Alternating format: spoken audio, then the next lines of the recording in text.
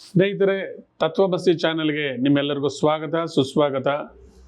ನಾನು ವೆಂಕಟರಾಘವನ್, ಉಡುಪಿ ಸಂಖ್ಯಾ ಜ್ಯೋತಿಷ್ಯ ಶಾಸ್ತ್ರ. ಸ್ನೇಹಿತರೆ, ಇವತ್ತೊಂದು ಅದ್ಭುತ ನಂಬರನ್ನು ನಿಮ್ಮ ಹತ್ರ ಹೇಳೋದಕ್ಕೆ ನಾನು ಬಂದಿದ್ದೇನೆ. ಈ ನಂಬರ್ 7ನೇ ಸಂಖ್ಯೆ. 7 ಅಂದರೆ ಗೊತ್ತು, 7, 16, 25. 7 ಅಂದ್ರೇ ನಮ್ಮ ನೆನಪು ಬರೋದು ಪ್ರಪಂಚದ 7 ಅದ್ಭುತಗಳು, ಪ್ರಪಂಚದ 7 ಸಮುದ್ರಗಳು, 7 ಬಣ್ಣಗಳು. ಎಲ್ಲರಿಗೂ ಗೊತ್ತು ವಿಬ್ಗಯಾರ್ 7 ಬಣ್ಣಗಳಂತೇಳಿ. ಇದನ್ನು ದೈವ ಸಂಖ್ಯೆ ಅಂತ ಕರಿತೀವಿ, ಇದನ್ನು ಡಿವೈನ್ಲಿ ನಂಬರ್ ಅಂತ ಕರಿತೀವಿ, ಇದನ್ನು ಮೋಕ್ಷ ಸಂಖ್ಯೆ ಅಂತ ಕರಿತೀವಿ. ಯಾರು 7ನೇ ಸಂಖ್ಯೆಯಲ್ಲಿ ಹುಟ್ಟಿರ್ತಾರೋ ಅವರಿಗೆ ಮೋಕ್ಷ ಚಿಂತನೆ, ಭಗವಂತನ ಚಿಂತನೆ, ಭಕ್ತಿ, ವೈರಾಗ್ಯ ಇದೆಲ್ಲವೂ ಕೂಡ ಕೊಡುತ್ತೆ. ಈ 7 ಸಂಖ್ಯೆನೇ ಒಂದು ರೀತಿ ಟೆಸ್ಟಿಂಗ್ ಮನುಷ್ಯನನ್ನು ಒಂದು ಆಡಂಬರದಿಂದ, ಒಂದು ಎಂಟರ್ಟೈನ್ಮೆಂಟ್ ಲೈಫಿಂದ ಪಕ್ಕಕ್ಕೆ ಕರ್ಕೊಂಡು ಬಂದು ಅವರಿಗೆ ವೈರಾಗ್ಯವನ್ನು ಕೊಟ್ಟು, ಭಕ್ತಿಯನ್ನು ಕೊಟ್ಟು, ಮೋಕ್ಷವನ್ನು ಕೊಡ್ತಕ್ಕಂಥ ಸಂಖ್ಯೆ.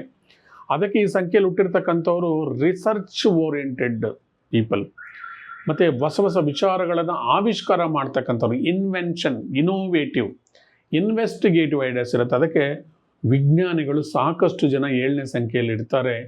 ಅದಕ್ಕೇ ಈ ವಿಜ್ಞಾನಿಗಳು ಇವರೆಲ್ಲ ಸರಿಯಾಗಿ ಮನೆಗೆ ಹೋಗೋದಿಲ್ಲ. ಅವರಿಗೆ ಸಾಂಸಾರಿಕ ಸುಖಕ್ಕಿಂತ ಇನ್ವೆನ್ಷನ್, ಒಂದು ರೀತಿ ವೈರಾಗ್ಯ ಮನೋಭಾವದಿಂದ ಕೂಡಿರ್ತಾರೆ. ಸ್ವಾಮೀಜಿಗಳು, ಗುರುಗಳು ಇವರೆಲ್ಲ ಕೂಡ 7ನೇ ಸಂಖ್ಯೆಯಲ್ಲಿ ಹುಟ್ಟಿರ್ತಾರೆ. ಸಾಕಷ್ಟು ಜನ 7ನೇ ಸಂಖ್ಯೆಯವರು ಮದುವೆ ಮಾಡ್ಕೊಳ್ಳೋದಿಲ್ಲ. ಮದುವೆ ಆಗಿದ್ರೂ ಸಂಸಾರ ಜೀವನದಲ್ಲಿ ಎಡರು ತೊಡರುಗಳು, ಏಳು ಬೀಳುಗಳಿರುತ್ತೆ. ಮತ್ತು ಮಕ್ಕಳೇನಾದರೂ ಡಿಲೇ ಆಗಿದ್ದರೆ, ಈ 7ನೇ ಸಂಖ್ಯೆಯಲ್ಲಿ ಹುಟ್ಟಿದ್ರೆ, 7ನೇ ಸಂಖ್ಯೆಯಲ್ಲಿ ಮದುವೆ ಆಗಿದ್ದರೆ, 7, 16, 25ನೇ ಸಂಖ್ಯೆಯಲ್ಲಿ ಮದುವೆ ಆಗಿದ್ರೆ ಮಿಸ್ಕ್ಯಾರೇಜ್ ಆಗೋದು, ಮಕ್ಕಳು ಡಿಲೇ ಆಗೋದು, ಇದೆಲ್ಲ ಕೂಡ 7ನೇ ಸಂಖ್ಯೆಯಲ್ಲಿ ಅಂತ ಹೇಳ್ತೀವಿ. ಅದಕ್ಕೆ ಈ 7 ಅಂತಕ್ಕಂಥದ್ದು ಒಂದು ರೀತಿ ಯಾರ ಊಹೆಗೂ ಕೂಡ ನಿಲುಕದೇ ಇರತಕ್ಕಂಥದ್ದು. ಎಲ್ಲರಿಗೂ ಗೊತ್ತು 7 ಅಂದರೆ ಕೇತು ಅಂತ. ಎಲ್ಲರೂ ಸ್ಟೋರಿ ಕೇಳಿರ್ತೀರಿ ರಾಹುಕೇತುಗಳದು. ರಾಹುಕೇತು ಬಂದು ಒಂದು ಸರ್ಪ, ಮಹಾವಿಷ್ಣು ರಾಕ್ಷಸರನ್ನು ತಲೆ ಕಡಿದಾಗ ಮತ್ತೆ ಆ ಒಂದು ಸರ್ಪವನ್ನು ಜೋಡಣೆ ಮಾಡ್ತಾರೆ. ಕೇತುಗೆ ತಲೆ ಇರೋದಿಲ್ಲ, ರಾಹುಗೆ ದೇಹ ಇರೋದಿಲ್ಲ.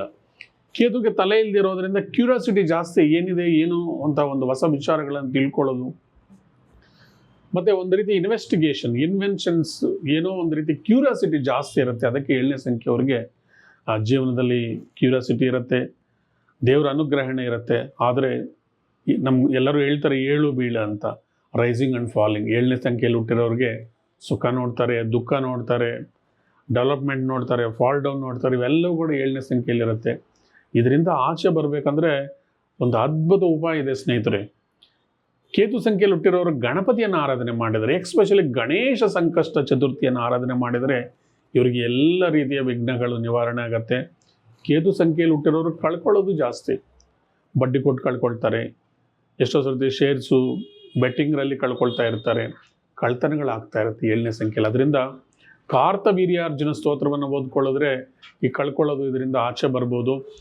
ಎನಿವೆ, ಕೇತು ಸಂಖ್ಯೆಯವರು ಗಣಪತಿನ ಆರಾಧನೆ ಮಾಡಬೇಕು.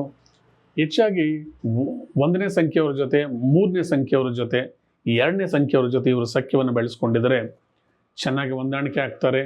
ಸಾಧ್ಯವಿದಷ್ಟು 9ನೇ ಸಂಖ್ಯೆಯಿಂದ ದೂರ ಇರೋದು ಒಳ್ಳೆಯದು. ಹಾಗೆ 8ನೇ ಸಂಖ್ಯೆ ಕೂಡ ಅಷ್ಟು ಫ್ರೆಂಡ್ಲಿ ಸೈನ್ ಅಲ್ಲ. ಇವರು ಹೆಚ್ಚಾಗಿ ದೇವರಿಗೆ ಸಂಬಂಧಿಸಿರ್ತಕ್ಕಂಥದ್ದು, ವಿಜ್ಞಾನಕ್ಕೆ ಸಂಬಂಧಿಸಿರ್ತಕ್ಕಂಥದ್ದು, ಭಕ್ತಿಗೆ ಸಂಬಂಧಿಸಿರ್ತಕ್ಕಂಥ ಫೀಲ್ಡಲ್ಲಿ ಚೆನ್ನಾಗಿ ಶೈನ್ ಆಗ್ತಾ ಇರ್ತಾರೆ. ಸ್ನೇಹಿತರೆ, ಇದು ನಾವು 7ನೇ ಸಂಖ್ಯೆ ಬಗ್ಗೆ ಮುಖ್ಯವಾದಂಥ ವಿಚಾರಗಳು. ಇನ್ನಷ್ಟು ವಿಚಾರಗಳನ್ನು ಬರ್ತಕ್ಕಂಥ ಎಪಿಸೋಡ್ಗಳಲ್ಲಿ ಸುದೀರ್ಘವಾಗಿ ನಾವು ಚರ್ಚೆ ಮಾಡೋಣ. ಯಾವ ಸಂಖ್ಯೆಯಲ್ಲಿ ಹುಟ್ಟಿರೋರಿಗೆ ಯಾವ ರೀತಿಯ ಜೀವನ ಇದೆ, ನಮ್ಮ ಜೀವನವನ್ನು ನಾವು ಯಾವ ಥರ ಸರಿಪಡಿಸ್ಕೊಳ್ಬೋದು ಸಂಖ್ಯಾ ಜ್ಯೋತಿಷ್ಯ ಶಾಸ್ತ್ರದ ಪ್ರಕಾರ, ವೈಜ್ಞಾನಿಕ ವಿಧಾನದಲ್ಲಿ ಸರಳ ಉಪಾಯಗಳನ್ನು ನಾವು ಯಾವ ರೀತಿ ಕಂಡ್ಕೊಳ್ಬೋದು ಅಂತಕ್ಕಂಥ ವಿಚಾರವನ್ನು ಕೂಡ ನಾವು ತಿಳ್ಕೊಳ್ಬೋದು. ಕೊನೆಯಲ್ಲಿ ಒಂದು ಮಾತು ಹೇಳ್ತೀನಿ. 4 ಮತ್ತು 7ನೇ ಸಂಖ್ಯೆಗೆ ಸಂಬಂಧಿಸಿರ್ತಕ್ಕಂಥ ಸರ್ಪ, ರಾಹು ಸರ್ಪದ ತಲೆ, ಕೇತು ಸರ್ಪದ ಬಾಲ. 4 ಮತ್ತು 7ನೇ ಸಂಖ್ಯೆಗಳಲ್ಲಿ ಜನ್ಮ ಸಂಖ್ಯೆ ಅಥವಾ ಜನ್ಮ ಸಂಖ್ಯೆ ಮಂತು ಮತ್ತು ಇಯರನ್ನು ಟೋಟಲ್ ಮಾಡಿದ್ರೆ ಬರ್ತಕ್ಕಂಥ ಭವಿಷ್ಯದ ಸಂಖ್ಯೆ. ಇದಕ್ಕೇನಾದರೂ 4ನೇ ಸಂಖ್ಯೆ 7ನೇ ಸಂಖ್ಯೆ ಸಂಬಂಧ ಬಂದರೆ ಸರ್ಪದೋಷ ಇರುತ್ತೆ. ಇವರ ಜೀವನದಲ್ಲಿ ಮದುವೆ, ಮಕ್ಕಳು, ಮನಿ ವಿಚಾರದಲ್ಲಿ ಏರುಪೇರು ಇರುತ್ತೆ, ಸ್ವಲ್ಪ ಗೊಂದಲಗಳಿರುತ್ತೆ. ಸರ್ಪ ಸಂಸ್ಕಾರ ಮಾಡಿಕೊಂಡಿದ್ರೆ, ಗೋಕರ್ಣದಲ್ಲಿ ಮೋಕ್ಷನಾರಾಯಣ ಬಲಿ ಮಾಡಿದರೆ ಈ ಸಂಖ್ಯೆಗಳು ಮುಂದೆ ಒಳ್ಳೆಯ ಫಲಗಳನ್ನು ಕೊಟ್ಟು ಮನುಷ್ಯನಿಗೆ ಐಶ್ವರ್ಯ, ಅಂತಸ್ತು, ಸುಖ, ಸಂತೋಷವನ್ನು ಕೊಡ್ತವೆ. ಈ ಮಾತನ್ನು ಹೇಳ್ತಾ ಇವತ್ತಿನ ಎಪಿಸೋಡನ್ನು ನಾನು ಮುಗಿಸ್ತಾ ಇದ್ದೀನಿ. ನಾನು ವೆಂಕಟರಾಘವನ್, ಉಡುಪಿ ಸಂಖ್ಯಾ ಜ್ಯೋತಿಷ್ಯಶಾಸ್ತ್ರ. ನಿಮಗೆ ತತ್ವಮಸಿ ಚಾನಲ್ ಪ್ರೇಕ್ಷಕರಿಗೆ ನನ್ನ ಹೃದಯಪೂರ್ವಕ ನಮಸ್ಕಾರಗಳು, ಧನ್ಯವಾದಗಳು. Thank you.